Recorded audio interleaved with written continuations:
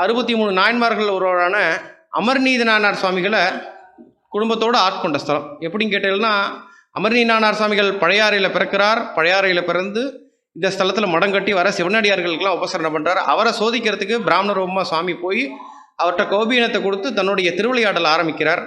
திருவிளையாடல் ஆரம்பிக்கிறார்னா எப்படின்னா, தன்னோட கோபீனத்தை கொடுத்து மறைய வச்சுடுறார்.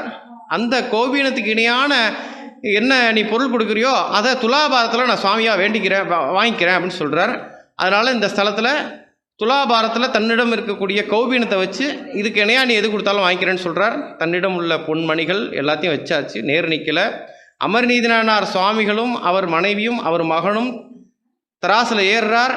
அந்த பொருளுக்கு இணையாக தன்னையே முக்தி நிலைக்கு கொண்டு போய் கைலாசி இங்கேருந்து அழைச்சிட்டு போனது ஐதீகம். அவ்வளோ விசேஷமானது. ஆணிப்பூரத்தில் இங்கே ரொம்ப விசேஷமாக அவருடைய ஐதீக நிகழ்ச்சி நடக்கும். இது ரொம்ப குறிப்பான விசேஷம்.